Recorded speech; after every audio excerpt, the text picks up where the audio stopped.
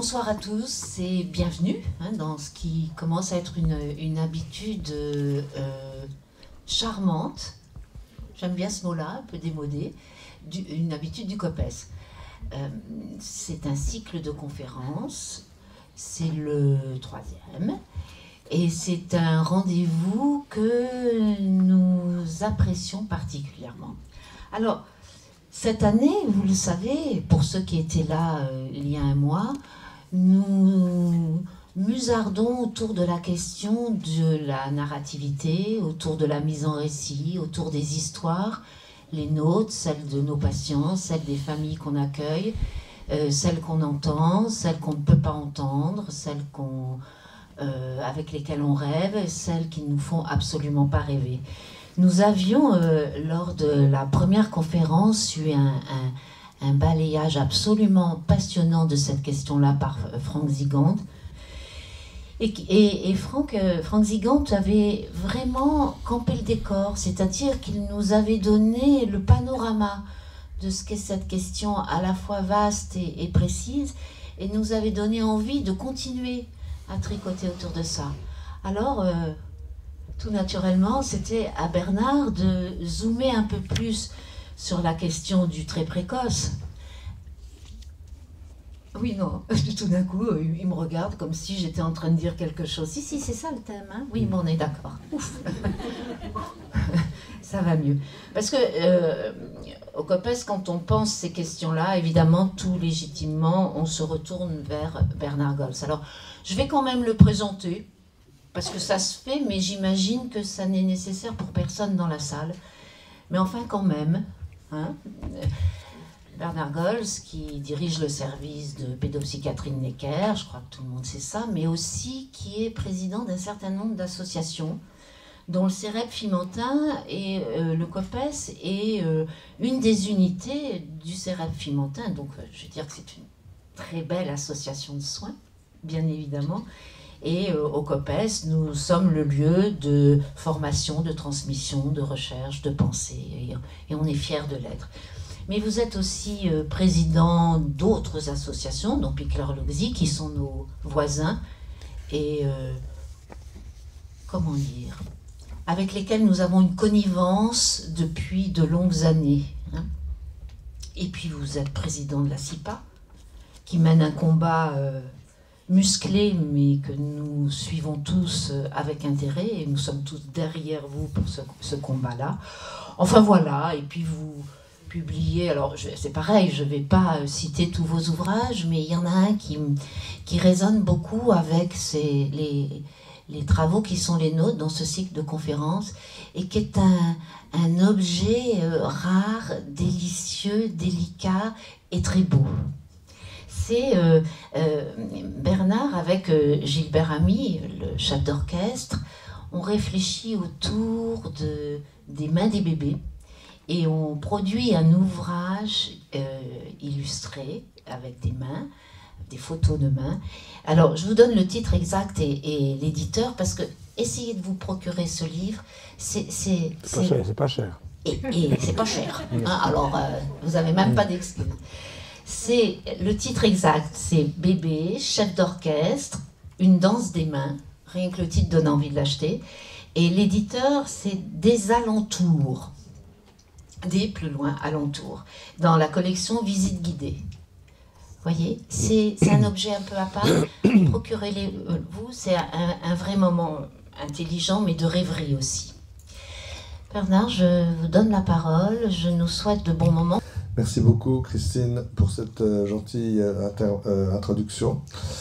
Et je vous dis et je dis aux uns et aux autres que ça me fait vraiment très, très plaisir d'assurer cette deuxième conférence du cycle. Le cycle donc sur se raconter, la narrativité. C'est vraiment un sujet très, très, très passionnant auquel je réfléchis déjà depuis un certain temps. Et la narrativité, je le dis tout de suite, mais j'y reviendrai, c'est pas une compétence neurologique. La narrativité, ça se construit, ça se co-construit entre la future narrativité du bébé et la narrativité des adultes qui prennent soin de l'enfant, les caregivers, comme on dit aujourd'hui.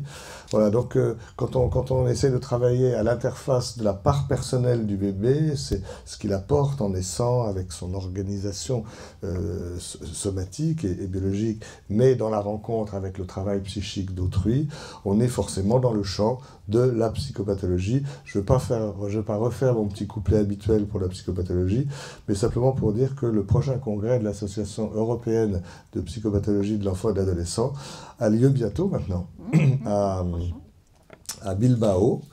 C'est un bel endroit, le 26, le 27, le 28 avril, et justement sur un thème de réflexion entre le corps et la relation entre le corps et le socius. La narrativité s'inscrit tout à fait dans cette perspective. Voilà, donc la narrativité est une co-construction, et puis ce que j'ai envie de dire tout de suite aussi, c'est que la narrativité, c'est pas la narration.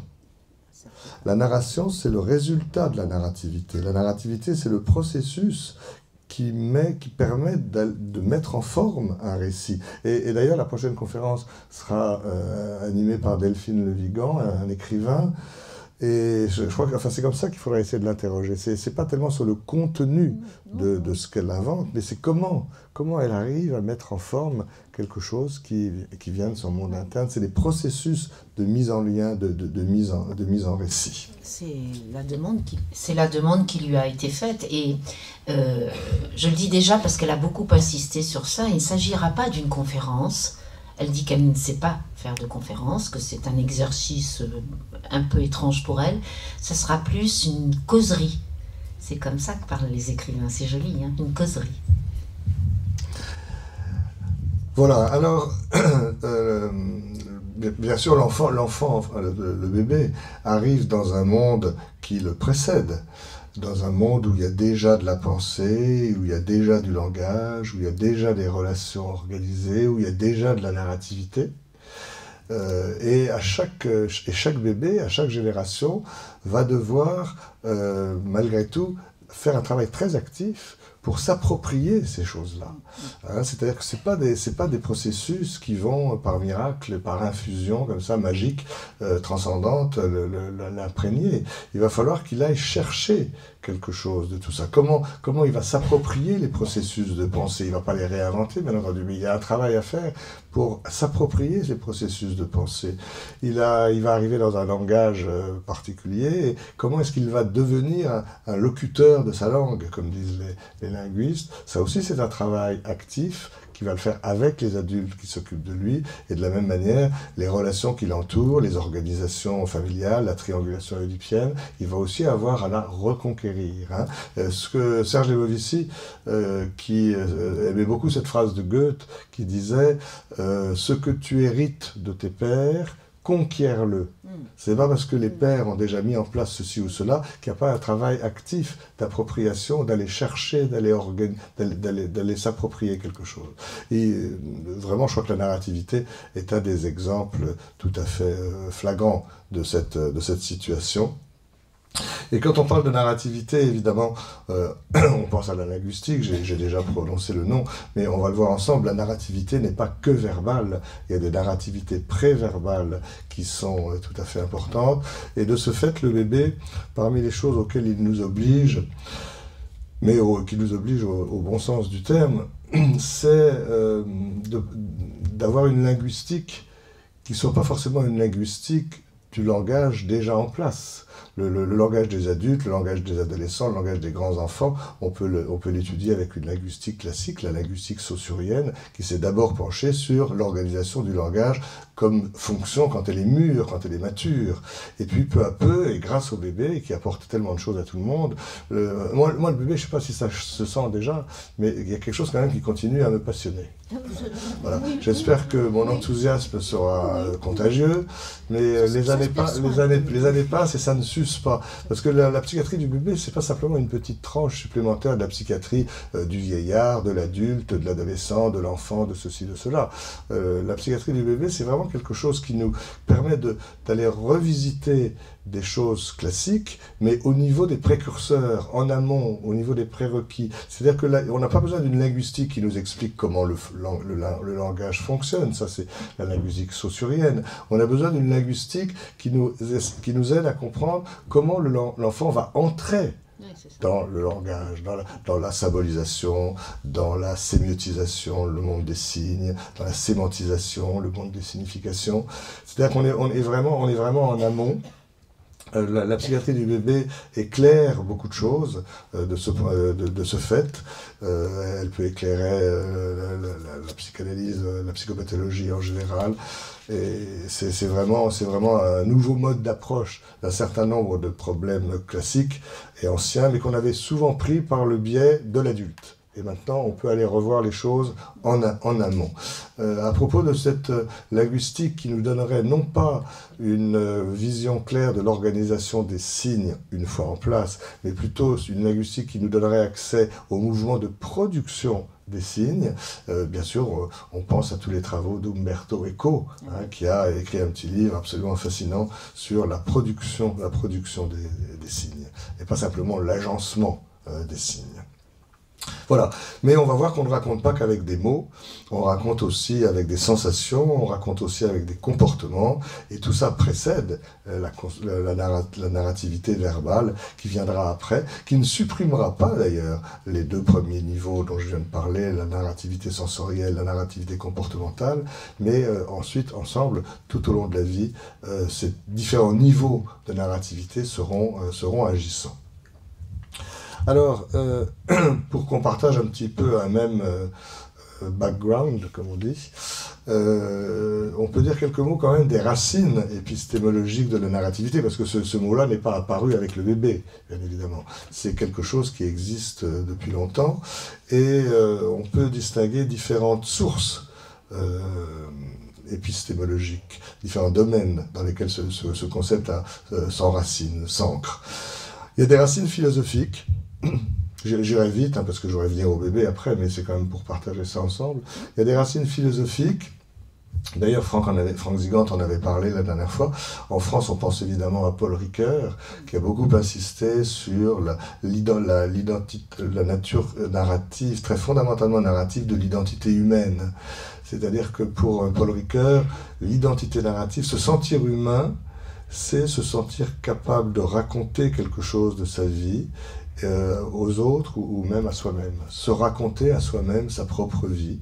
On verra comment le bébé peut commencer ce travail avant les mots. C'est tout à fait émouvant. Voilà, donc l'identité narrative a été très travaillée par Paul Ricoeur, et puis aussi les empêchements de cette identité narrative. Alors c'est toujours très difficile de savoir qu'est-ce qui est spécifiquement humain, ceci dit. Peut-être rien d'ailleurs, parce que notre espèce est dans le continuum de toutes les autres espèces préalables. Dans le petit livre de Freud qui s'appelle « Une difficulté dans la psychanalyse », il a tiré notre attention sur le fait qu'il y avait 3 grandes blessures narcissiques dans l'évolution de l'humanité. Il y a la blessure copernicienne. La blessure copernicienne, c'est-à-dire le fait de s'apercevoir que il y a un grand astronome, un grand physicien vient de mourir, là on peut y penser 2 secondes. C'est une blessure parce que Copernic nous a appris qu'il l'a payé cher d'ailleurs, enfin, que la Terre n'était pas le centre de l'univers, parce que l'univers est infini, l'univers n'a pas de centre, et la Terre n'est pas plus le centre, n'est pas une planète plus particulière que les autres. Et aujourd'hui, on découvre plein d'exoplanètes qui ont vocation à ressembler beaucoup à notre Terre, d'ailleurs. Voilà, la deuxième grande blessure, c'est la blessure darwinienne, justement. L'espèce humaine n'est peut-être pas une espèce si particulière. Enfin, si, c'est le fruit de l'évolution la plus avancée, mais bon, sapiens, ça reste à prouver quand même. Enfin, en tout cas, c'est l'évolution, c'est l'espèce la plus sophistiquée dans l'évolution, mais elle est en continuité absolue avec les précédentes. Donc, finalement, un certain nombre de processus et de mécanismes psychiques ou pré-psychiques nous relient, notamment aux grands primates. Et puis la troisième blessure, c'était la blessure de la psychanalyse. On voit bien d'ailleurs les résistances qu'elle continue à susciter. Elle sera vraiment morte le jour où elle ne suscitera plus aucune résistance. C'est comme ça que je me réconforte. Plus on est attaqué, plus ça veut dire qu'elle est vivante quand même. Voilà, parce que le moi n'est pas le maître dans la maison et qu'il y a une partie de nous, l'inconscient, qui nous agit, qui nous meut, qui nous mobilise à notre insu. Bon, bref, en tout cas, savoir ce qui est spécifiquement humain n'est pas si facile que ça. D'autres ont proposé le langage, mais c'est pas le langage symbolique, mais c'est pas si sûr, parce que les grands singes peuvent accéder au langage symbolique. Le sourire, le rire est le propre de l'homme. Bon, c'est pas si sûr non plus. Certains grands singes ont l'air de savoir rire, etc., etc. La réflexivité peut-être, enfin pour Ricoeur, c'était la narrativité, se raconter à soi-même sa propre histoire. Et c'est vrai que, comme on a un peu de temps, je fais des digressions. Vous me dites après si je suis trop long, Christine. Oui, oui. Mais c'est même parmi vous, il y a certainement des gens qui ont des chiens et des chats, et même quand on adore ces chiens et ces chats, c'est difficile de savoir exactement ce qu'il en est de leur narrativité. Ah oui. Voilà, se raconter à soi-même sa propre histoire. Une autre façon de dire, qui n'était pas liée à Paul Ricoeur, mais à Albert Jacquard, c'était de dire que l'espèce humaine, ça a trait à la narrativité quand même, serait peut-être la seule espèce capable de penser à ses grands-parents. Je vous laisse réfléchir à ça 2 secondes. Les chiens et les chats ont l'air de reconnaître leurs parents pendant un certain temps, mais ça ne tient pas toute la vie. Oui. Et leurs grands-parents, ben, on ne sait pas, mais c'est plausible de penser que ça se perd un petit peu dans la nuit des temps. Enfin, ça veut dire qu'il faut 3 générations, pas seulement pour faire un psychotique, mais pour faire un sujet, tout simplement. Et 3 générations pour se raconter à soi-même ses filiations, sa filiation, ses filiations. Voilà, donc l'identité narrative a donc des origines philosophiques et vraiment Paul Ricoeur, soi-même comme un autre, enfin Franck en a beaucoup parlé. Il y a des racines historiques aussi. L'histoire est une science narrative. Voilà. Et d'ailleurs, les historiens et nous, et les psychanalystes ou les psychopathologues, on travaille un peu de la même manière. Les historiens sur des documents, nous sur des discours, mais on est toujours à regarder la cohérence, les trous, ce qui manque, les choses qui sont reconstruites. Personne ne conteste tellement la scientificité à l'histoire. Alors que pourtant, c'est bien compliqué, l'histoire ne se répète jamais. Elle bégaye parfois, on dit, mais elle ne se répète jamais. Et on conteste beaucoup la dimension scientifique de la psychanalyse. En réalité, la psychanalyse a vraiment tout intérêt à se placer du côté des sciences narratives, des sciences humaines, et pas seulement des sciences expérimentales, où là, effectivement, la compétition est perdue d'avance. Et puis, épistémologiquement, c'est une erreur. La psychanalyse est vraiment du côté des sciences narratives et non pas expérimentales. Il y a des racines linguistiques. Les linguistes et les linguistes classiques, enfin, qui ne s'intéressent pas spécialement au bébé. La linguistique qui intéresse le bébé, c'est pas, je l'ai déjà dit, c'est pas la linguistique saussurienne, mais j'ai pas dit comment elle s'appelait, c'est une linguistique qu'on appelle subjectale et dynamique, c'est-à-dire essayer de bien savoir d'où ça parle et comment le langage émerge. Les linguistes, en tout cas, ont beaucoup étudié la mise en récit, le style. Le style, c'est très compliqué, hein. Ça échappe encore à la puissance des ordinateurs. Savoir comment on peut reconnaître, c'est pareil en musique d'ailleurs, comment on peut reconnaître avec quelques mesures de musique ou quelques lignes d'un écrivain, pourvu qu'on soit un petit peu cultivé quand même, si on a la tête vide. Bon. Mais si on a la tête vidée, d'abord remplie puis vidée, après on peut quand même sur un fragment très petit reconnaître si c'est une phrase musicale de Mozart ou de Bach ou de Proust dans le domaine littéraire de Proust ou d'un autre ou de Delphine Le Vigan, je sais pas, bon, on verra ça la prochaine fois. Et sur quoi on travaille, c'est très très difficile, hein. Les ordinateurs n'arrivent pas bien à repérer les index, les indices stylistiques, et pourtant c'est très très fort, c'est très très fort. Il y a une linguistique aussi extraverbale qui avait déjà été...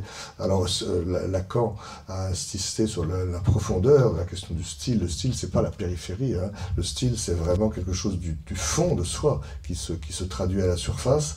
Un peu comme Victor Hugo disait que la forme, c'est le fond qui remonte à la surface, hein. On pourrait dire aussi le style, c'est quelque chose du fond de son identité qui se traduit à l'extérieur, dans son discours, dans sa parole, mais aussi dans ses vêtements.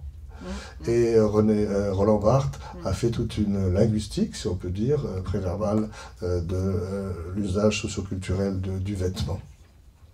Alors, il y a aussi, racines philosophiques, racines historiques, racines linguistiques, il y a aussi des racines psychanalytiques, évidemment.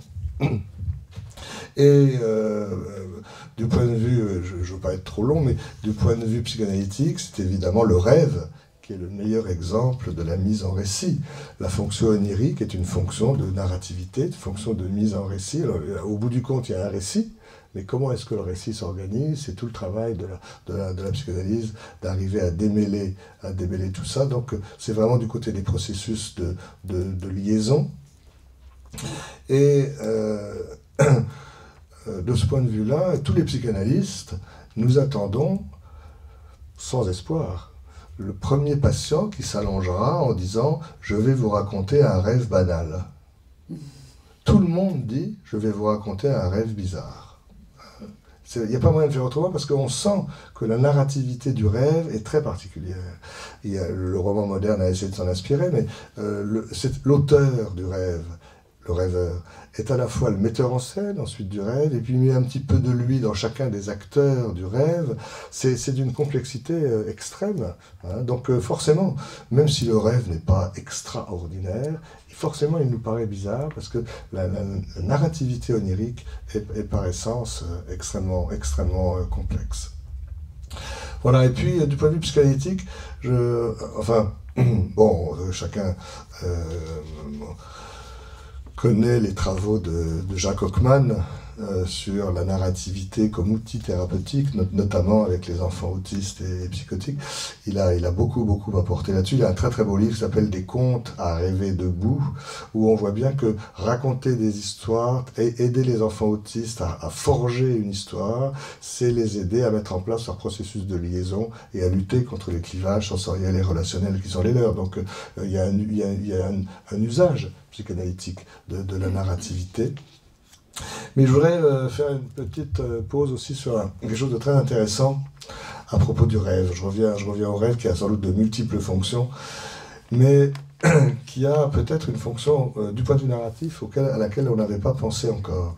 Pour ceux qui ne sont pas médecins dans la salle, quand on dort la nuit, si on dort la nuit, on fait 5 ou 6 cycles de sommeil successifs, avec différentes phases qu'on a repérées, le sommeil rapide, le sommeil lent, et puis enfin une phase qu'on appelle le sommeil paradoxal. Paradoxal parce que la motricité du corps est entièrement relâchée, et pourtant l'électroencéphalogramme est un électroencéphalogramme assez proche de l'activité d'éveil.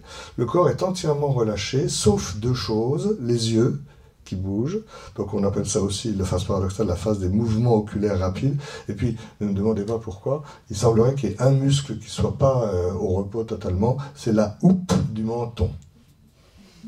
Bon, pourquoi, je ne sais pas. La houppe du menton, c'est ce qui se fronce chez les bébés quand ils sont un peu malheureux, par exemple. Ça peut arriver chez les adultes aussi, parce que les parties infantiles sont vivaces. Voilà, donc dans le sommeil, il y a cette phase de sommeil paradoxal, et chaque cycle, sommeil rapide, sommeil lent, phase de sommeil paradoxal, c'est 1 heure, 1 heure et demie à peu près. Donc on va rêver, et cet ensemble va se répéter 5 ou 6 fois dans la nuit, en fonction de la durée de sommeil qu'on choisit. Et donc on va toutes les nuits, semble-t-il, rêver 5 ou 6 fois. Et en principe, on ne se souvient pas de nos rêves. Les rêves ont une fonction, bien sûr, des fonctions multiples, d'élaboration psychique très profonde, mais ils ne sont pas forcément faits pour être racontés. On les raconte, on s'en souvient d'autant plus qu'on est en analyse, par exemple, et qu'on a un cadeau transférentiel à faire à son analyste. Alors on va faire un petit effort pour regarder le dernier rêve de la nuit, et puis avoir de quoi entamer la séance suivante. Mais sinon, les rêves sont plutôt faits pour être oubliés. Quand un rêve arrive à sa fin, il est en fait oublié. Et d'ailleurs, ce qui est intéressant, chacun le sait bien, c'est que même quand on ne l'a pas oublié, il faut vite le raconter une première fois, sinon, 1 heure après, on l'a quand même oublié. Voilà, alors on a une expérience un petit peu cruelle a été faite. Maintenant qu'elle a été faite, on n'est pas obligé de la refaire. C'est de réveiller quelqu'un, un enfant. Cette expérience avait été faite avec des enfants. Chaque fois qu'ils font une phase de sommeil paradoxal, chaque fois qu'ils sont en sommeil paradoxal, toutes les 1h30, toutes les 2 heures, non. Et on s'appelle, c'est pas très gentil, me dit Christine, c'est vrai. Et en fait, on s'est aperçu que au cours d'une même nuit, les 5 ou 6 rêves liées aux 5 ou 6 périodes de sommeil paradoxal, les 5 ou 6 rêves sont autour du même thème. Mais d'abord un thème très peu organisé, en processus originaire, comme on dit du point de vue psychique. C'est pour ça que c'est plus cauchemardesque que des rêves au début. Les premières phases de sommeil paradoxal sont remplies par un rêve qui est en train de s'organiser, mais qui est encore assez inquiétant, assez angoissant. C'est pour ça que les cauchemars des enfants sont vers minuit, l'heure du crime. Voilà. Et puis, au fil des phases de sommeil paradoxal suivantes, ça va s'organiser. Les processus originaires vont se transformer en processus primaires, puis les processus primaires en processus secondaires, et le dernier rêve de la nuit, celui dont on se souvient en général, finalement il est déjà très très sophistiqué, il est presque préconscient, conscient, mais plus proche des processus secondaires que des processus originaires. Et quelqu'un qui a très bien senti ça, sans être psychanalyste, et qui l'a traité autrement, c'est un cinéaste, Kurosawa, le grand cinéaste Kurosawa, qui avait fait un film qui s'appelait Rêve, au pluriel, et où il avait, du point de vue cinématographique, inversé le processus dont je vous parle. C'est un film qui s'organisait avec 5 ou 6 séances, chacune séparée de la suivante par un blanc, c'est-à-dire par un noir.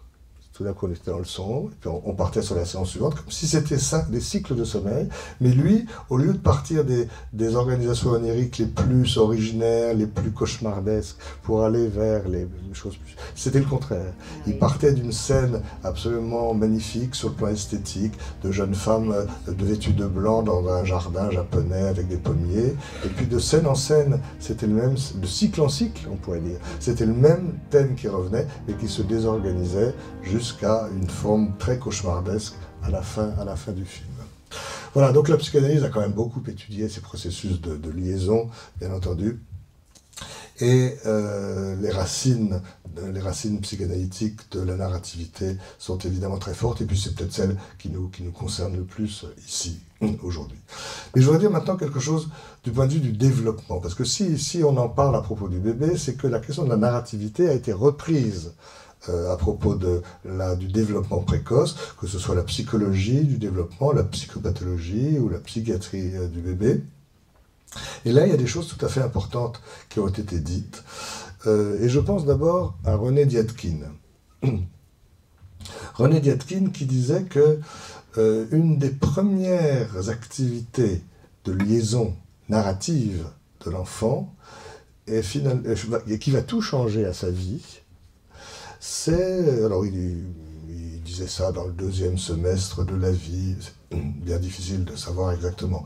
Enfin, il trouvait qu'il y avait un moment particulier dans la vie psychique des enfants, et on va comprendre que sans doute il avait raison, qui est le jour où, à propos de la mère absente, quand le bébé va pouvoir se dire, si elle n'est pas là, tout d'un coup, c'est qu'elle est ailleurs. Rien que ça. C'est une mini-narrativité qui met en lien quelque chose et qui va rendre supportable l'absence. Parce que sinon, l'absence est un trou épouvantable, catastrophique. Voilà. Alors, si elle n'est pas là, c'est qu'elle est ailleurs. Et vous voyez, c'est très précoce, ça se joue dans la relation à deux, ça. Parce que nous, qui sommes, disons, névrotico-habituels, on fonctionne dans la triangulation. Et moi, si je me dis que celle que j'aime, si elle n'est pas là, c'est qu'elle est ailleurs, ça ne me rassure qu'à moitié. Enfin, j'espère que je ne suis pas le seul, non, j'entends quelques rires qui me confirment. Voilà. À 2, ça marche bien. À 3, c'est autre chose, parce que ça fait apparaître la question du tiers redouté. Mais pour le bébé qui n'en est pas encore au tiers, pouvoir se dire, si elle n'est pas là, c'est qu'elle est ailleurs, c'est un mini-scénario narratif qui permet de tolérer l'absence. Parce que l'activité narrative, je ne l'ai pas dit à propos du rêve, mais je crois que ça allait de soi, elle est anti-traumatique. Elle permet de lutter contre la dimension traumatique de ce que l'on vit. Et puis plus récemment, dans les années 85-90, il faut bien sûr évoquer, du point de vue du bébé, du développement, les travaux de Daniel Stern. Voilà, Daniel Stern Vraiment, je trouve qu'il nous manque beaucoup hein, dans cette période où il y a de telles tentations un peu mécanicistes. Voilà. Daniel Stern nous manque beaucoup et il avait une capacité absolument phénoménale d'identification au bébé. Enfin, comme beaucoup de créateurs, sans doute d'artistes, il avait des parties infantiles très, très vivantes. Et surtout, il était très en lien avec ses propres parties infantiles. Et il a écrit un livre magnifique qui est dans le sujet de ce soir, qui s'appelle Le journal d'un bébé. C'était en 2002 même. Le journal d'un bébé. Et comme il avait cette capacité de se mettre dans la peau, dans le regard du bébé, tout en étant adulte et au dehors, eh bien, il pouvait nous faire sentir des questions, des problématiques de développement auxquelles on ne pense pas si on y raisonne du point de vue adulte et de notre point de vue d'adulte. Et je repense toujours à cet exemple, bon, à force de le raconter, je le déforme peut-être un petit peu. J'en profite pour dire que quand on raconte le rêve, on le déforme une première fois, mais après on ne le déforme plus. Hein. Oui, il est figé. Il se fige. Oui. Et ça aussi, c'est un petit mystère, sans doute, du récit. Ça. Alors, dans ce livre, Journal d'un bébé, moi, je me souviens d'un exemple, il est peut-être un tout petit peu déformé, mais il prenait l'exemple, parce que pour lui, la vie des bébés, le vécu, le ressenti, l'éprouvé des bébés, c'était une succession de petits moments qu'il appelait des maintenant. Tout petit, avec un début, un milieu, une fin. Il raisonnait en termes de petits moments, de petits maintenant. Il se sentait très proche des positions de Paul Ricoeur. Hein. Et à Saint-Vincent-de-Paul, il y avait eu une journée de la WAME France qui était consacrée à l'intersubjectivité. Et Daniel Stern nous avait expliqué comment il partageait vraiment toute une partie de la réflexion de Paul Ricoeur, qu'il connaissait bien. Enfin, il connaissait bien son œuvre. Voilà, alors il nous racontait dans ce journal d'un bébé l'histoire d'un enfant qui le matin est dans son berceau, par exemple un tout petit, hein, dans la première année de vie, et puis il y a par exemple un rayon de soleil qui passe sur la couette. Voilà. Le bébé l'enregistre comme une petite trace visuelle, un petit souvenir visuel. À midi, dans la maison, on prépare dans la cuisine les repas, il y a des odeurs un peu particulières, différentes de ce qui se passait. Le bébé va enregistrer une petite trace olfactive. Puis le soir, la mère rentre du travail, ou le père, ou les deux, enfin il y a des bruits qui ne sont pas forcément les mêmes le soir que pendant la journée. Et puis le bébé va, dans cet exemple-là, enregistrer une petite trace auditive.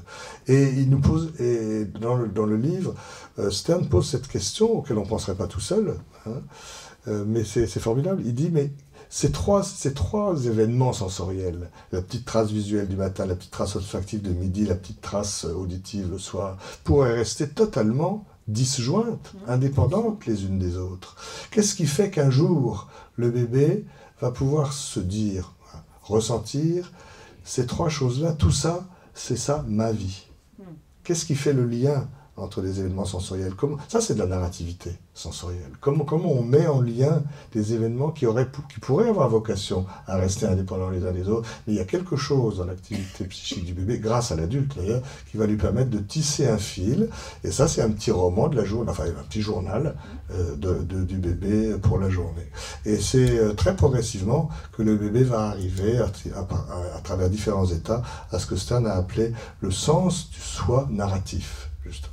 Difficile aussi à fixer comme âge, enfin vers pouvoir tisser des liens comme ça, sentir que tout ce qui s'est passé le matin, à midi, le soir, ça parle de soi, c'est ça notre vie, c'est ça le soi narratif. Est-ce que c'est 12, est-ce que c'est 15, est-ce que c'est 18 mois? Je crois que personne n'en sait rien, mais ce qui est intéressant, c'est le processus.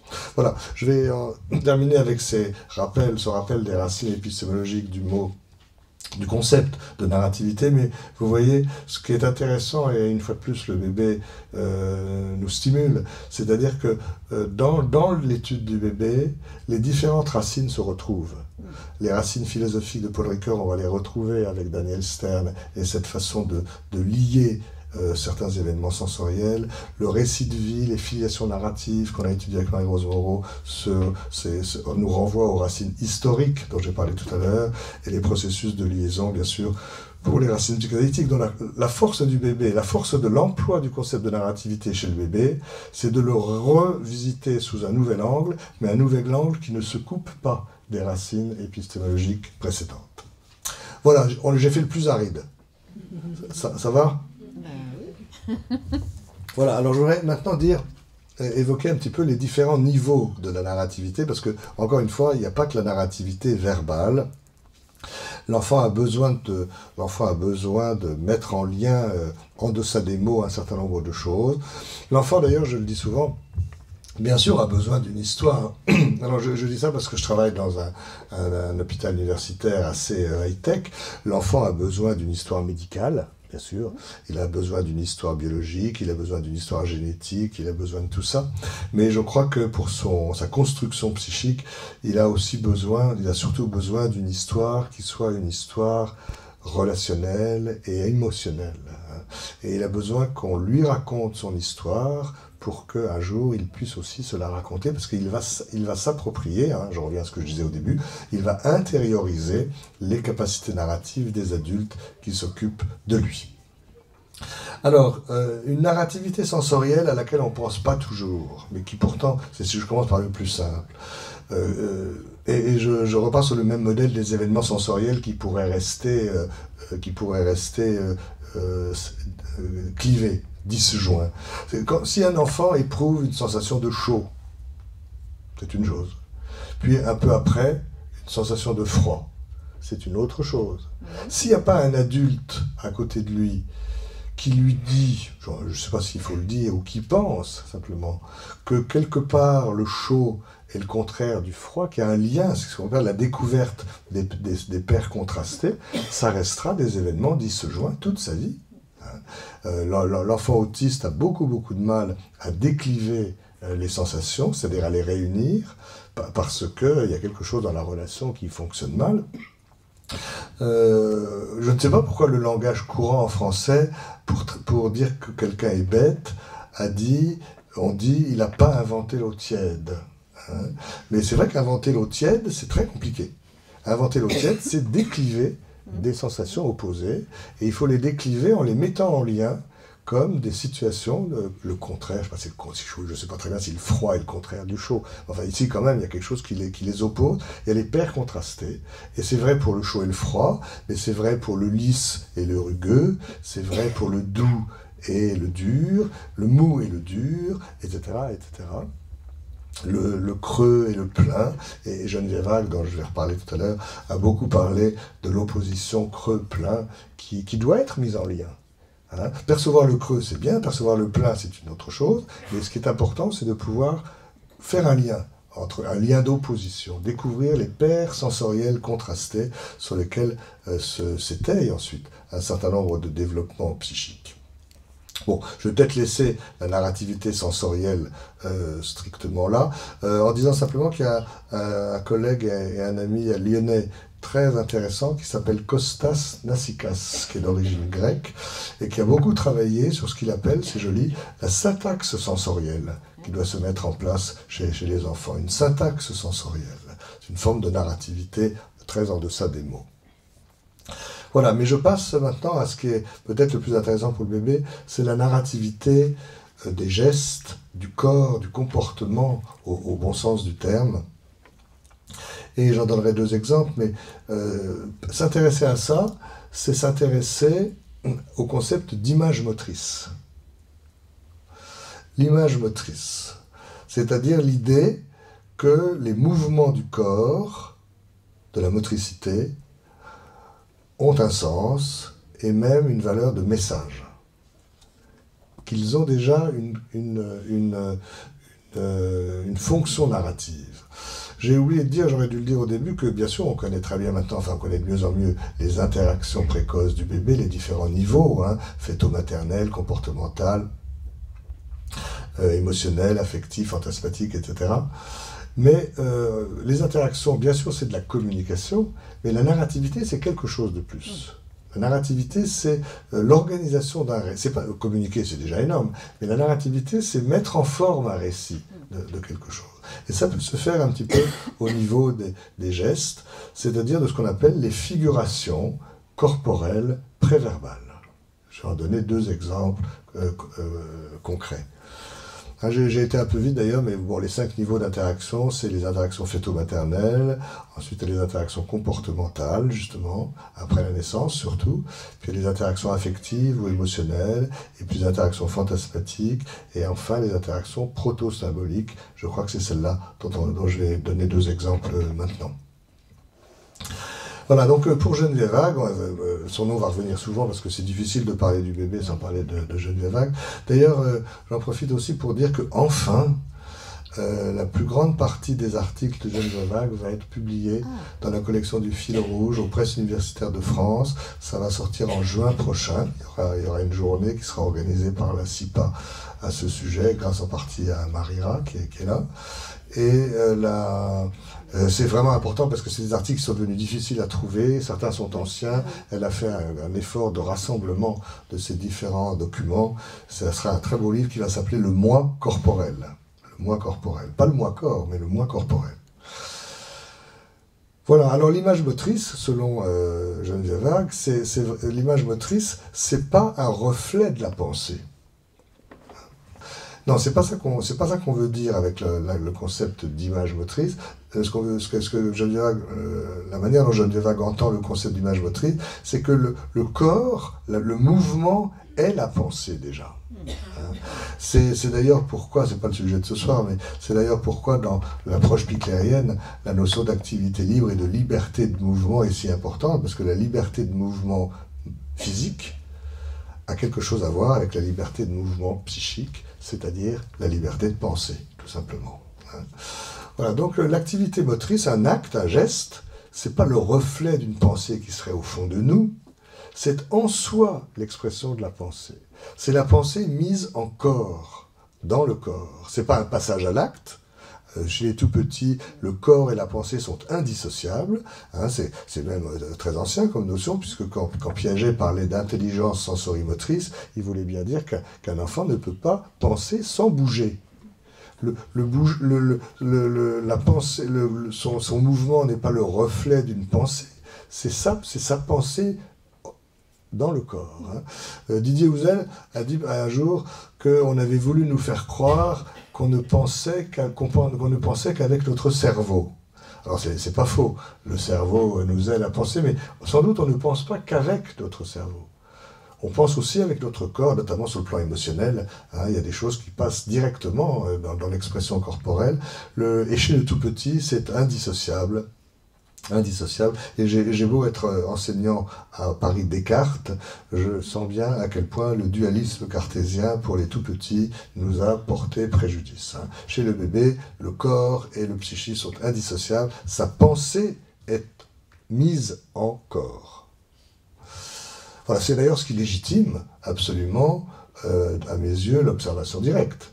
Quand on fait l'observation directe selon la méthode d'Estéabic ou l'observation piclérienne, on peut en tirer vraiment beaucoup de choses, parce que ce que le bébé nous montre dans ses mouvements, dans ses gestes, dans ses actes, c'est vraiment en lien assez direct avec son activité de pensée proprement dite. Alors je vais en donner deux exemples classiques pour montrer qu'avec son corps, justement, et bien avant d'avoir des mots, le bébé peut raconter quelque chose. C'est pour ça que ce n'est pas simplement une communication, vous allez le voir, c'est une narrativité, et même, dans le premier exemple que je vais donner, une narrativité pour lui-même. Se raconter, vous allez voir, là c'est l'histoire d'un petit garçon de 3 mois, qui avec son corps se raconte quelque chose à lui-même. Le document dont je parle est un film d'un petit garçon qui a été filmé à Sucy-en-Brie. C'est le film du petit Kevin. Geneviève Hague s'en est beaucoup servi pour parler de tout cela. Et c'est un petit garçon de 3 mois, peut-être un peu moins, je ne sais plus, qui fait sa première expérience pour poser sur un petit tapis de sol, sur le dos, en dehors de son berceau, par terre, là. Et l'expérience, je sais bien, elle va vous paraître cruelle, mais je crois qu'elle ne l'est pas tellement, consistait à dire, voilà, la maman va le déposer sur son petit tapis de sol, et puis elle va lui dire au revoir, enfin, elle va lui dire je reviens, elle s'en va, et le but du film, c'est d'observer les mouvements du bébé, les gestes du bébé. Il a 3 mois, il n'a pas de narrativité verbale. Hein. Les gestes du bébé, pour voir comment il va supporter son absence. Et puis l'expérience est un petit peu plus compliquée. On demande à la maman de revenir, que le bébé la revoie, la retrouve visuellement. Et puis ça, c'est terrible, hein, elle repart. Voilà. Bon, en même temps, dans la vie des bébés, des moments comme ça, je pense qu'il y en a quand même tous les jours. Hein. C'est pas forcément dramatique, mais bon. Parce que souvent, les gens qui regardent le film disent « Ah là là, ces chercheurs, ils sont vraiment sadiques ». Je crois pas. Je crois que ça arrive dans la vie des bébés, la maman s'en va à côté. Et puis, elle n'est pas là pour voir ce qui se passe, mais probablement, quand le bébé va bien, il a des ressources, il a des compétences pour se raconter quelque chose à lui-même. Justement, c'est ça que je voulais essayer d'expliquer. C'est un petit bébé qui va très bien, et je vous rassure d'ailleurs, il va exprimer un certain mal-être, mais ça n'ira jamais jusqu'aux pleurs, ni à quoi que ce soit, donc l'expérience lui paraît quand même à peu près supportable. Voilà, donc qu'est-ce qui se passe? La maman pose le bébé sur le dos, elle lui dit « je m'en vais » ou « je reviens », je ne sais plus, et on voit le bébé, au début, pas grand-chose, et puis c'est vrai qu'on voit quand même une petite tension apparaître, un certain mal-être. Il va essayer un certain nombre de manœuvres, de rassemblements, comme ça, qui tiennent pas très bien, sur la ligne médiane, vaguement, mais ça tient pas, croiser les doigts, ça tient pas. Il essaye d'explorer un petit peu sa ligne médiane, comme font les bébés, avec cette zone-là, entre la paume et le bras, un peu comme ça, mais le bras passe sur le côté, voilà. Et puis plus qu'il essaie, tout ce qu'il essaie ne marche pas très bien, et du coup le mal-être augmente un petit peu, il ronchonne, il gronchonne, mais vraiment il ne pleure pas. Hein. Et puis il essaye d'attraper, je crois, un petit bout de son vêtement, mais bon, ça, rien ne marche. Voilà. Et puis le mal-être augmente un petit peu. Mais le cœur de l'expérience, c'est maintenant. La maman revient, il la retrouve visuellement, elle ne reste pas très longtemps, elle repart. Et là, c'est ça le cœur de l'expérience, c'est qu'après le deuxième départ de la mère, eh bien, il y a un moment où tout va bien. 2 minutes 35 de bonheur. Hein. Je ne sais pas si c'est 2 minutes 35, mais enfin, c'est un moment de calme absolu. Et toutes les manœuvres qu'il faisait tiennent. Et il va presque croiser ses doigts, et il est vraiment dans une espèce de quiétude, là. Hein. Il n'y a plus le ronchonnement. Il croise les doigts, il joint les mains, je dirais tout ce que Geneviève vraiment pense de ça. Et à un certain moment, même, presque il trouve sa bouche, et en tout cas, il fait ce mouvement d'éventail très particulier que les bébés qui savent faire dans les bons moments, comme s'il recherchait sur toute cette zone qu'on appelle la zone du museau, quelque chose d'un souvenir sensoriel peut-être du sein, on ne sait pas, hein, voilà. Mais en tout cas, les rassemblements sur la ligne médiane tiennent un petit peu. Et puis, fort heureusement, après 1 minute ou 2 minutes, le mal-être va revenir. Et je dis heureusement, parce que sinon il suffirait de revoir sa mère une seule fois dans sa vie, et puis l'affaire serait jouée. Hein. Donc heureusement que ça ne peut pas tenir toute la vie. Mais ce qui est intéressant, c'est la période de quiétude narcissique, après qu'elle soit revenue et repartie. Et l'idée de Geneviève Hague, là, c'est avec ce genre de travaux qu'elle a introduit, ce concept d'identification intracorporelle. Identification intracorporelle. C'est vraiment un concept très important, je suis obligé d'aller un petit peu vite, mais où elle nous dit au fond très vite, quand les bébés vont bien, il va y avoir une espèce de différenciation fonctionnelle entre l'hémicorps gauche et l'hémicorps droit. Et quand les bébés arrivent à faire des rassemblements comme ça sur la ligne médiane, il faudrait d'ailleurs remarquer que le geste de la prière est quasi universel. Hein. Geneviève Hague en a parlé parce qu'il nous parle de quelque chose comme ça. Voilà. Quand le bébé arrive à faire des rassemblements sur la ligne médiane, pour Geneviève Hague, alors dans son livre Le moi corporel, ce sera tout à fait bien détaillé, il y a un autre mouvement qui est tout à fait du même genre, c'est quand les bébés attrapent leur pouce gauche avec leur main droite, comme ça. Et dans ces moments-là, dans ces moments de rassemblement, ils sont très bien. La question d'aujourd'hui, c'est qu'est-ce qu'ils nous racontent, là, hein, je vais vous dire. Voilà. Et probablement, il faudra qu'on regarde, mais les futurs enfants autistes font pas ça. Hein.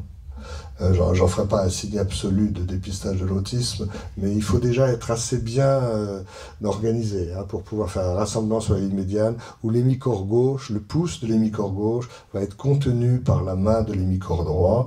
Et la narrativité de ça, selon Geneviève Hague, c'est qu'après le deuxième départ de la mère, quand il a vu qu'elle revenait, il avait vécu une absence, mais il voit qu'elle revient, quelque chose s'apaise, et il peut mettre en scène dans son corps, il peut raconter qu'est-ce qu'il en est de la réunion, puisque l'hémicorps gauche représenterait, incarnerait surtout les fonctions bébé, et l'hémicorps droit, surtout les fonctions maternelles. Donc se rassembler sur la ligne médiane, prendre son pouce gauche dans sa main droite, c'est raconter quelque chose, des retrouvailles visuelles qui viennent d'avoir lieu, comme je vous l'ai dit il y a un instant, entre la mère et lui. Et quand il fait ça, à 3 mois, il n'est pas en train de se dire « Tiens, maman est repartie », et donc, je vais faire comme si, on n'est pas dans une symbolisation encore très adulte et sophistiquée, on est dans une espèce d'équation symbolique, d'équation sensorielle, comme dirait Anna Segal, où en faisant ça, il raconte et il continue à vivre ce qu'il a vécu quand la mère s'est présentée et qu'il l'a revu. Puis après, évidemment, ça se retombe. Ça va ? Voilà, donc ça c'est quand même une activité narrative, corporelle, préverbale, proto-symbolique, très très intéressante, du bébé, même très jeune, même bien avant le langage verbal. Et puis le deuxième grand exemple de Geneviève Hague, enfin moi je trouve que les travaux de Geneviève Hague, c'est comme Stern, on ne peut plus penser le bébé aujourd'hui sans penser quand même à ce que l'un et l'autre ont dit. Alors elle a beaucoup insisté aussi sur les boucles de retour. Et les boucles de retour, c'est peut-être un petit peu plus tard que Kevin. Kevin, il a 3 mois seulement. Mais les boucles de retour, c'est aussi quelque chose qu'elle nous a aidé à voir et qui est magnifique comme activité narrative.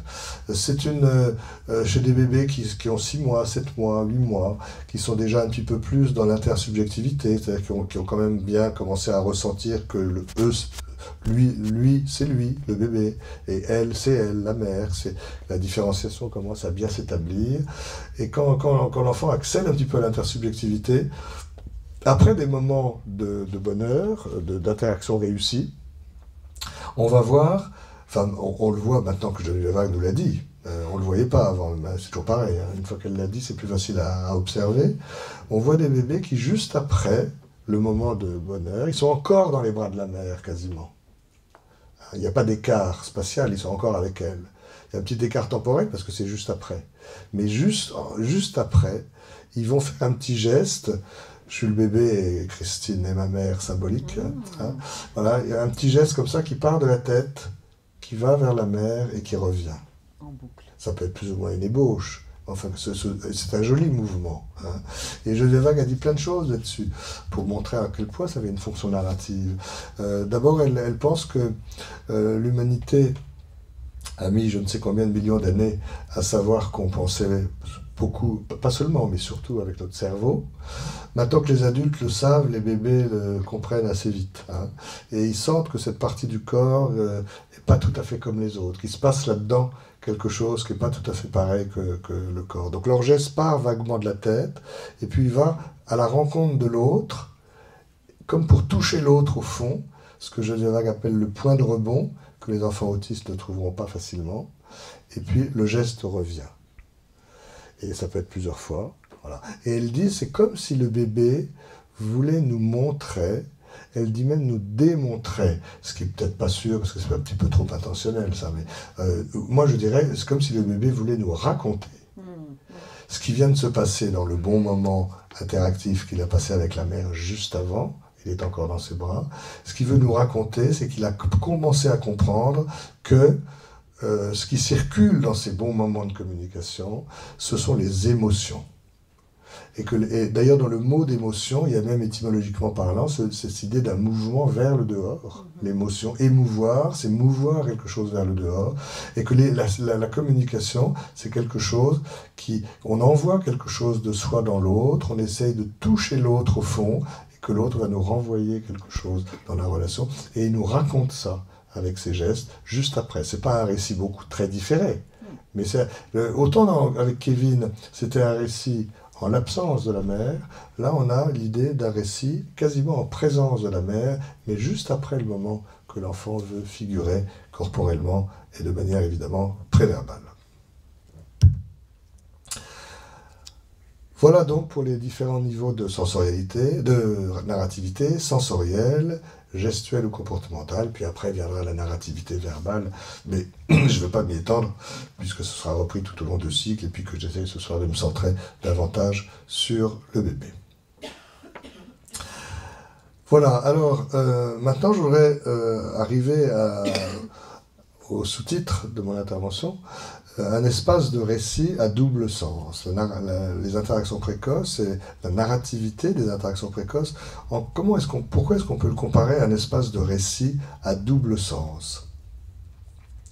Et bien c'est ce que je vais essayer de dire là dans la dernière partie de mon intervention. Et là on touche bien sûr à la question de l'histoire, hein. La narrativité, c'est fait pour raconter des histoires, son histoire, une histoire, des histoires, hein. Et je redis à quel point on ne peut pas le concevoir comme une compétence modulaire, cognitive, neurologique. C'est vraiment quelque chose qui naît dans les interactions. Quelqu'un comme Bernard Doré, qui s'est beaucoup occupé autrefois d'enfants victimes de la guerre, du traumatisme, etc., disait, c'était dans un article dans Carnet Psy, il avait eu cette jolie phrase, il disait « Un jour viendra », on y est presque maintenant en 2018, hein, et il disait « Un jour viendra où on saura tout greffer. Le cœur, le foie, le rein, l'appareil digestif, la cornée, tout ce qu'on veut. Hein. » Et il ajoutait, ce que l'on ne saura jamais greffer, je ne sais pas s'il a dit fort heureusement, mais moi je le dis, en tout cas, ce qu'on ne saura jamais faire, ce sont des greffes d'histoire. Parce que l'histoire, elle se greffe pas, elle se construit, elle se co-construit entre le bébé et les personnes qui s'en occupent. Et c'est ce que je vais essayer d'aborder un petit peu dans cette dernière partie. Comment dans cet espace des interactions, chacun raconte quelque chose à l'autre. Les adultes racontent quelque chose au bébé, bien entendu, mais le bébé raconte quelque chose aussi aux adultes. Et je prendrai l'exemple de la pouponnière de Picler-Loxi à ce sujet.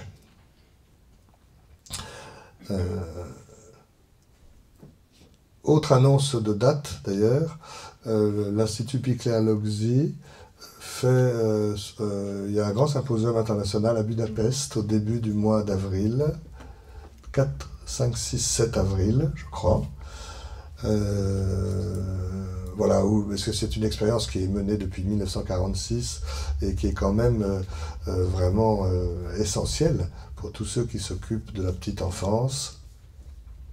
Je dis quand même quelques mots brefs pour ceux qui ne connaîtraient pas cette institution qui fait toujours figure vraiment de lieu pilote pour la façon de s'occuper des bébés, pilote pour la façon de penser le développement des bébés, très vite, hein, mais, sauf si tout le monde connaît. On ne va pas faire lever le doigt, mais... Il y a eu des noms dans bon, très vite.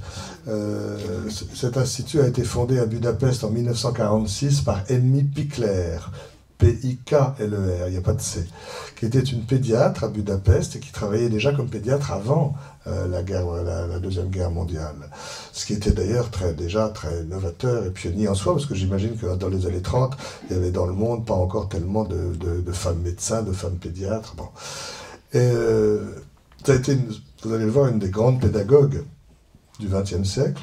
Donc elle faisait beaucoup de visites en famille et elle voulait transmettre aux parents, elle observait beaucoup les bébés dans les familles et elle voulait transmettre aux parents une certaine vision du développement du bébé comme de quelque chose de très actif. Le bébé, à l'époque en France, on parlait beaucoup de nourrisson. Vous vous rappelez, maintenant on en parle moins, on parle surtout de bébé, le regard a changé, mais c'est vrai que le mot nourrisson, on peut toujours l'employer si on veut, mais je veux dire, ça fait très centré sur la tube digestif quand même. Hein. Et d'ailleurs, la puériculture de l'époque, elle se centrait beaucoup sur le tube digestif. Qu'est-ce qu'il mange, qu'est-ce qu'il excrète, enfin on faisait, voilà, le bébé était réduit à des fonctions assez organiques. Le bébé était, peut-être pas par les parents, mais par les professionnels, c'était une vision un petit peu appauvrie. Il dormait beaucoup, quand il se réveille, il pleure, il mange. On manipulait un peu les bébés. Il y a des films qui montrent tout ça. Aujourd'hui, ça nous paraît presque choquant. Voilà, mais enfin, à l'époque, c'était quand même, elle, de sa part, à elle, extrêmement avant-gardiste et novateur.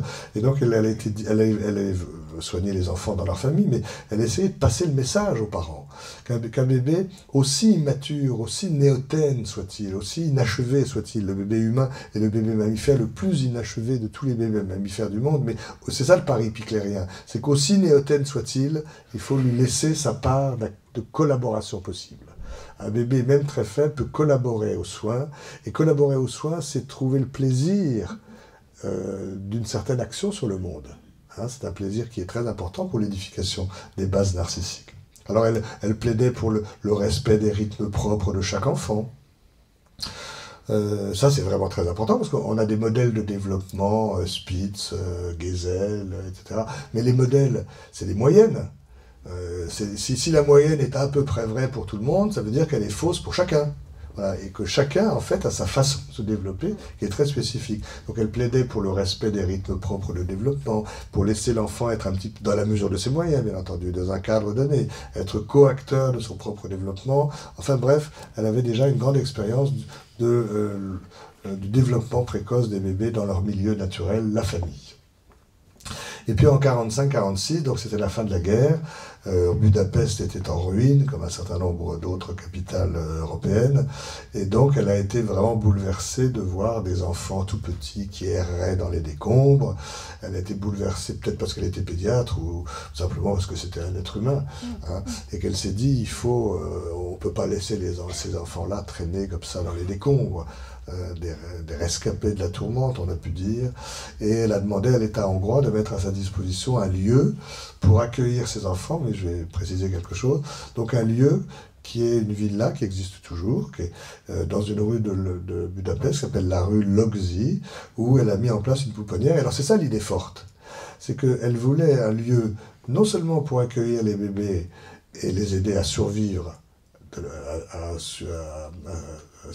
survivre après cette catastrophe, ce qui est déjà tout à fait légitime, mais plus que ça, elle voulait aussi pas seulement les aider à vivre physiquement, mais à se construire comme des personnes dignes de ce nom, malgré ce début de vie catastrophique.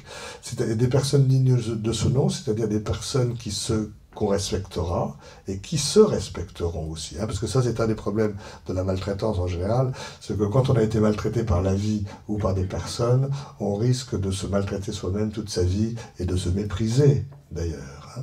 Voilà, donc c'est une des idées fortes d'Amy Pickler, je crois, c'est pas seulement la survie physique, mais la possibilité de donner à ces enfants la possibilité de se construire psychiquement comme des personnes qui se respecteront elles-mêmes. Voilà. Donc on parle aujourd'hui de l'Institut Pickler-Logzi. Pickler, c'est la fondatrice, elle est toute son expérience des bébés en famille, et Logzi, c'est l'expérience de la pouponnière, qui a fonctionné de 1946 à 2011. Maintenant, elle a été fermée pour des raisons de choix politiques de la Hongrie, qui a préféré développer les familles d'accueil. Mais bon, on ne sait jamais ce que l'avenir nous réserve. Mais ça a été une expérience extraordinairement importante, parce que les équipes là-bas ont buté, enfin, moi c'est une des hypothèses qui m'importe, sur une difficulté importante, qui est que c'est très difficile de s'occuper d'enfants dont on ne sait rien.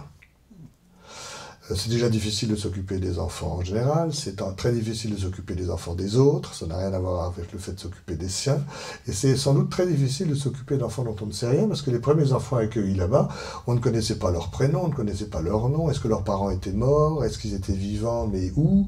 Enfin, je veux dire, manifestement, ils avaient vécu des carences de tous ordres, mais s'occuper d'enfants dont on ne sait rien, c'est vraiment un challenge très important, et il me semble que je crois que la qualité de la professionnalisation des soins qui s'est développée là-bas, peut-être s'ancre un petit peu dans cette difficulté qui a amené les équipes à conscientiser de manière très particulière leurs soins à l'égard de ces bébés, dans un sentiment de continuité, de cohérence, de respect des moments individuels, de liberté de mouvement, etc. etc. Voilà, et dans cette... alors, je le dis pour ceux qui ne le savent pas, c'est bien sûr Geneviève Appel et Myriam David qui ont ramené cette expérience en France dans un petit livre toujours republié, Le maternage insolite, qui est un livre culte pour les professionnels de la petite enfance, où cette expérience est racontée, à une époque d'ailleurs où les pouponnières en France fonctionnaient pas encore de manière tout à fait exemplaire, c'est un euphémisme. Voilà. Et donc cette expérience montrait que si une institution se donne les moyens, on peut grandir en institution. Et c'est pas simplement un pis-aller. Enfin, sans doute, il faut souhaiter aux enfants d'avoir une famille adéquate. Mais si, pour des raisons X ou Y, ils ne peuvent pas vivre en famille et doivent être dans une institution, alors il faut que cette institution se donne les moyens de les aider à se construire physiquement et psychiquement dans de bonnes conditions. Et vous allez voir que la narrativité fait partie des objectifs, je crois.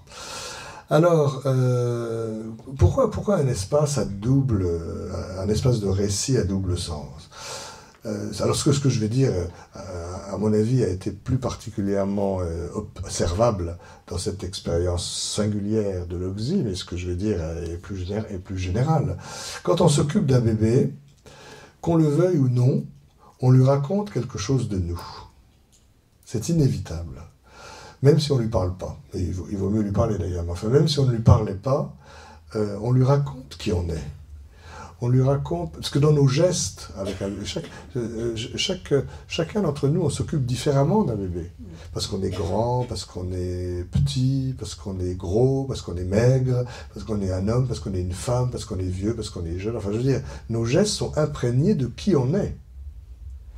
Donc, qu'on le veuille ou non, on lui raconte quelque chose de nous. Et on lui raconte aussi quelque chose du bébé qu'on pense avoir été. Il y a le bébé qu'on a été vraiment. Bon, celui-là, il n'est pas facile à retrouver. Il est recouvert par l'amnésie infantile. Il y a le bébé qu'on aurait aimé être. Celui-là, il n'est pas très dangereux. Il tient les choses du côté du rose bonbon, de l'idéalisation. Mais ce qui est très important pour les professionnels de l'enfance, c'est le bébé qu'on craint d'avoir été. Chacun d'entre nous, on peut avoir des fantasmes là-dessus. Est-ce que j'ai été désiré? Est-ce que j'ai pas été gênant? Est-ce que j'ai pas été décevant? Est-ce que j'ai pas été ceci? Est-ce que j'ai pas été... Parfois c'est faux, parfois c'est vrai. Bon, bref, tous nos gestes sont imprégnés de ça, sont imprégnés de qui on est et imprégnés de qui on pense avoir été, et en particulier de qui on redoute, de quel bébé on redoute d'avoir été. Donc, les gestes de l'adulte sont un récit de l'adulte vers le bébé. Mais le bébé, à sa manière, raconte aussi. Et je crois que là, à l'Oxy, pour des bébés qui ont vécu des catastrophes, c'est peut-être plus sensible encore que quand les bébés vont bien. Mais quand un bébé a vécu des choses terribles, c'est très important de se demander qu'est-ce qu'il nous fait sentir. Et je pense que ça a été une des qualités des équipes de l'Oxy, là-bas au début, en tout cas quand les enfants qui arrivaient là-bas étaient vraiment des enfants en très grande difficulté. Ça a été un de leurs mérites, je crois, de bien réfléchir à qu'est-ce que le bébé induisait dans les interactions. Et quand on est professionnel et quand on est bien formé, c'est vrai qu'on le sait ça. On a une façon habituelle, j'allais dire moyenne, mais moyenne ça peut faire un peu péjoratif, pas moyenne statistique, pas moyenne médiocre. On a chacun sa façon de s'occuper des bébés, mais n'empêche que chaque bébé va nous décaler un petit peu de notre façon habituelle. Certains bébés vont nous rendre plus intenses, certains bébés vont nous rendre plus doux, plus lents, plus rapides, plus unimodal ou plus transmodal, pour reprendre le modèle de Stern. Voilà. Chaque bébé nous décale un petit peu. Et l'idée qu'on peut avoir, c'est que peut-être c'est là sa façon de nous raconter quelque chose. D'ailleurs, quand on s'occupe d'un enfant qui n'a pas encore le langage, c'est vraiment, ça vient très facilement de lui dire mais dis donc, qu'est-ce que tu nous racontes là? Qu'est-ce que tu nous racontes? On sent bien qu'il nous raconte plein de trucs avec son corps, ses gestes, ses mimiques, ses regards, en deçà des mots. Voilà. Et les bébés qui avaient vécu des choses terribles, peut-être en rencontrant les auxiliaires, là-bas on dit les nurses, enfin peu importe, les auxiliaires de l'Oxy, avaient envie, ou besoin, de transmettre quelque chose de leurs expériences passées. Ça c'est très important parce que les nurses, rappelez-vous, une des difficultés c'est qu'elles ne savaient pas ce que les enfants avaient vécu. Donc pour elles c'était important de se dire, dans ce que je ressens, qui vient de ce bébé, qui me décale un petit peu par rapport à mon style interactif habituel, c'est peut-être là qu'il me fait comprendre ce qu'il a vécu. Et avec cette idée, très psychanalytique. Alors bon, là-bas, les personnes tiennent compte de la psychanalyse, mais ce n'est pas absolument leur livre de chevet. L'idée de ce qu'on appelle la compulsion de répétition. Voilà. Ça, je ne voudrais pas finir sur une note triste, mais c'est vrai que même quand on a vécu quelque chose de très douloureux, on peut avoir tendance à s'accrocher à ça, parce que c'est ça le modèle qu'on connaît. Les institutions qui s'occupent d'enfants maltraités, c'était d'ailleurs le cas là, pas maltraités au sens de la maltraitance habituelle, mais maltraités par la vie. Quand les institutions qui s'occupent d'enfants maltraités doivent vraiment faire très attention à ne pas se laisser happer par la répétition. Parce qu'un enfant qui a connu la maltraitance, c'est pas de sa faute, hein, bien entendu, mais une fois que c'est ça qu'il a connu, il a tendance à le répéter. Et la compulsion de répétition, c'est vraiment quelque chose d'extrêmement fort. Si vous avez 2 minutes, vous pouvez aller voir sur Internet, il y a des interviews absolument formidables de Jean Giono, à la fin de sa vie, qu'il a donné sur la douleur, et où il dit ce qu'il y a de scandaleux, il parle de la douleur physique, mais je crois qu'on pourrait dire la même chose pour la douleur psychique. Ce qu'il y a de scandaleux dans la douleur, c'est que même la douleur peut devenir familière. Hein. Même la douleur peut devenir familière, on s'accroche à ce qu'on connaît, et c'est pas si facile de guérir de la douleur, enfin chacun le sait, hein, avec les personnes hypochondriaques, masochistes, enfin tout ça. Hein. La compulsion de répétition, la tendance forte, très forte, à répéter les expériences qu'on a connues, même si elles sont douloureuses. Et peut-être que les enfants de l'Oxy, je reviens à cet exemple, en décalant le style interactif de leurs auxiliaires, en les rendant plus ceci ou plus cela, c'était une façon pour eux, bien avant les mots, d'essayer de raconter quelque chose de ce qu'ils avaient vécu avant d'arriver à l'Oxy et de rencontrer ces personnes bien intentionnées. Parce que même des personnes bien intentionnées, pour des enfants qui ont été à ce point maltraités par la vie, peuvent faire peur parce qu'elles ne sont pas comme d'habitude, elles ne sont pas comme les autres, elles ne sont pas comme les adultes qu'il a déjà rencontrés. J'espère que je me suis fait suffisamment comprendre. Voilà, donc on voit bien que chacun raconte à l'autre. Hein. Le bébé, l'adulte raconte au bébé qui il est et quel bébé il pense avoir été. Et le bébé raconte ce qu'il est, ou plutôt il essaye de raconter quelque chose de son histoire préalable, et il ne peut le faire évidemment qu'à travers une narrativité corporelle ou comportementale. Et de ces 2 histoires... J'avais parlé de ce concept-là à Serge Lebovici, qu'il aimait bien. De ces 2 histoires-là, celle que l'adulte raconte au bébé et celle que le bébé raconte à l'adulte, doit naître une 3e histoire, qui s'enracine dans les 2, bien sûr, mais qui laisse du nouveau surgir. La co-construction d'une 3e histoire qui permette de dégager un certain espace de liberté, parce que sinon ça peut se rejouer indéfiniment. L'adulte raconte indéfiniment qui il est et quel bébé il pense avoir été. Le bébé raconte indéfiniment ce qu'il a vécu avant de rencontrer cet adulte-là. Et les choses peuvent s'enliser comme ça, sans jamais pouvoir trouver d'issue. Je voudrais, pour finir, raconter quelque chose aussi à propos du transfert chez les bébés. Ça paraît tout à coup faire un saut. Oui. Non, mais vous allez voir, c'est aussi une façon de raconter quelque chose. Hein. Et ça a été une grande discussion, ça, entre Bertrand Kramer à Genève et Serge Lebovici à Paris. Parce que savoir si les bébés étaient capables ou non de faire un transfert. Parce que transférer, c'est raconter quelque chose du passé. C'est pour ça que le saut est discret quand même. Hein. Le transférer, c'est raconter quelque chose qui vient de notre passé.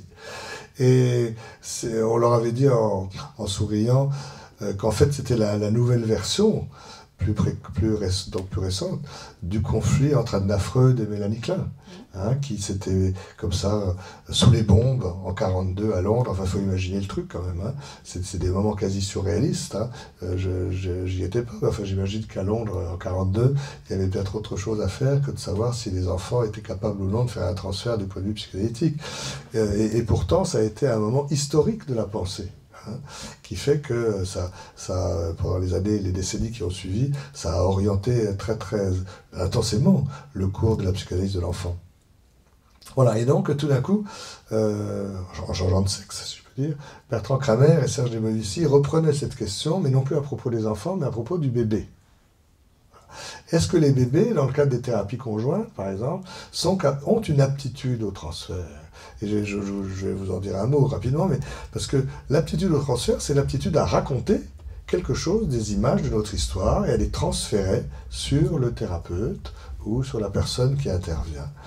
Dans un des documents de la collection L'Aube de la vie, dans le document qu'avait réalisé Serge Debovici lui-même, où il se montre en train de travailler avec des familles, et puis ensuite il y a des discussions entre collègues pour savoir comment il fait, qu'est-ce qu'il fait, comment il fait, qu'est-ce qu'il veut faire, etc. Bon, c'était les dernières années de sa vie, il était très agi par un désir de transmettre vite et fort. Hein. Voilà, donc sa façon de faire, il le disait toujours, je ne demande pas qu'on m'imite, mais j'essaye de vous dire ce que moi j'ai en tête quand je fais ceci ou cela. C'est un document quand même qui a été très, très intéressant. Voilà, et il y a l'histoire d'une petite fille qui vient consulter avec sa maman africaine pour des troubles du sommeil. Et donc le dispositif, c'était à Bobigny, et c'était dans une salle où il y avait une glace sans teint, enfin tout était filmé, et puis il y a un canapé où tout le monde peut s'asseoir, la mère d'un côté, les Serge Debovici de l'autre, et le bébé peut circuler sur le canapé entre les deux, puis aussi jouer par terre, etc. Ça dépend de l'âge qu'il a. Pour le moment, je voudrais dire simplement que cette petite fille ne dort pas depuis qu'elle est à Paris, c'est depuis 2 mois. Elle vivait jusque-là chez sa grand-mère, la mère était partie à Paris avec son mari, son deuxième mari en fait, la mère. Elle a laissé son fils d'un autre mari de 13 ans et cette petite fille à sa mère. Elle vient la chercher pour l'amener à Paris avec son mari, qui fait des affaires à Paris. Tant qu'elle ne dort pas, bon, nous ne pouvons pas dormir. Bien sûr. Et avant, elle dormait bien. Avant, elle dormait bien, parce que nous étions au Cameroun. Vous étiez au Cameroun, alors c'est plus que vous êtes à Paris. Ça fait 2 mois et demi. Non, ça coïncide. Maintenant. Vous habitez où au Cameroun? Au Cameroun. Vous habitez où? À Douala. Qu'est-ce que vous faites là-bas au Cameroun? Vous êtes au Cameroun tous les deux. Ouais. Qu'est-ce que vous faites? Votre mari fait quoi? Mon mari travaille ici. Mon mari est ici depuis. Moi, j'étais au Cameroun. Ah, vous étiez au Cameroun et vous êtes venu le rejoindre ici. Elle entend parler de moi au marché parce qu'elle ne dort pas. Et on lui dit, je fais dormir les bébés. Alors elle m'amène ce bébé qui ne dort pas depuis 2 mois, qui l'empêche de dormir, donc de faire l'amour avec son mari. Votre mari râle? Il est parfois énervé. On ne peut plus dormir ici alors. Oui, tant qu'elle dort, on ne peut pas dormir. Il a envie de lui casser la figure, votre fille? Non. Non, ni vous. Quelquefois on dit qu'est-ce qu'on serait mieux si elle passait par la fenêtre. Hein? Non. On peut le penser, même si on ne le fait pas. Vous ne le pensez pas, vous, tout ça. Un petit peu, quelquefois. Non. Ça vous dégoûterait, cette pensée. Ça m'énerve, mais je sais que c'est un enfant. Oui. Alors qu'est-ce que vous faites donc pour la faire dormir?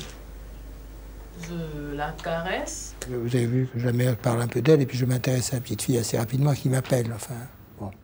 Ils ont joué un jeu essentiel qui consiste à échanger un paquet de mouchoirs en papier qu'elle avait dans sa poche. Tiens, le voilà. Tu me donnes le paquet? Alors rapidement ça devient je cache-cache, je le mets dans la bas de mon veston, la petite fille le prend, j'y coucou le papier, etc. Voilà, il est caché. Où est-ce qu'il est? Ah, le voilà. Et maintenant, on va le cacher dans le pull vert de maman. Hein? Où est-ce qu'il est caché? Il n'est pas là. Jusqu'au moment terminal où je dis à la mère de le prendre, deuxième fois, la mère le prend, deuxième fois, elle le met en haut de son poitrine, au niveau de ses seins.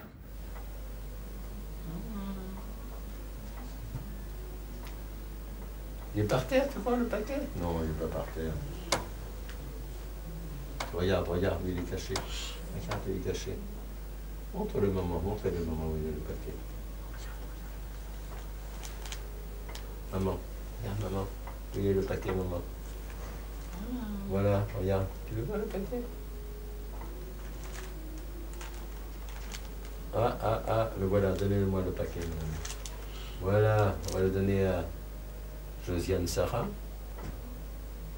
Tu le prends le paquet, Sarah, ou on le cache? On le cache ici. Voilà, il est perdu, caché.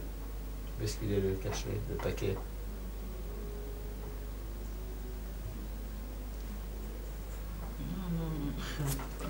Tiens.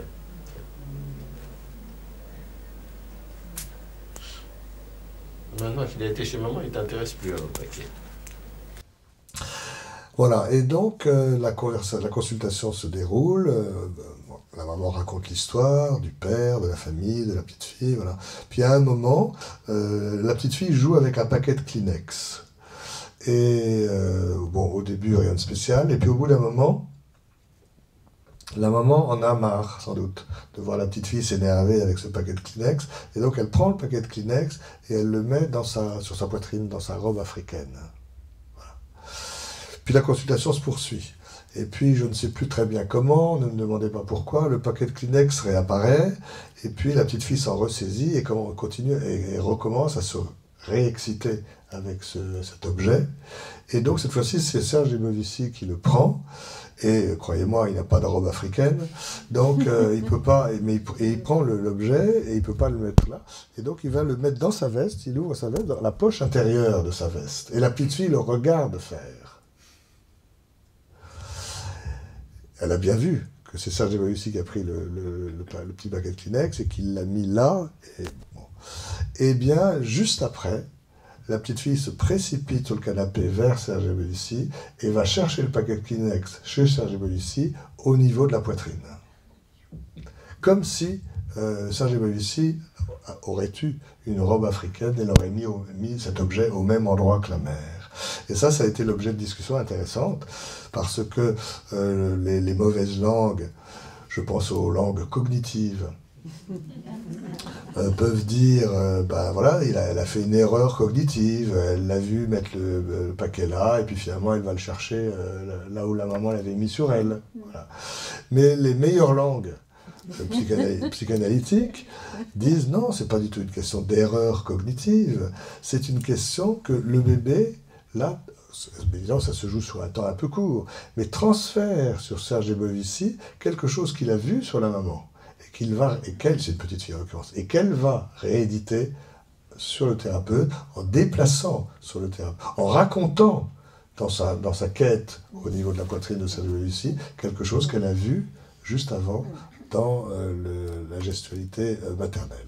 Voilà, donc le transfert, ce que je voulais dire, c'est que aptitude au transfert des bébés ou pas, on peut encore en discuter longtemps, mais c'est intéressant de considérer le transfert chez les enfants comme chez les adultes comme une forme particulière de narrativité. Voilà, je vais m'arrêter là-dessus. Non, oui, et terminer quand même sur une chose. Bon, l'autre dimension de co-construction, tout le monde a bien compris.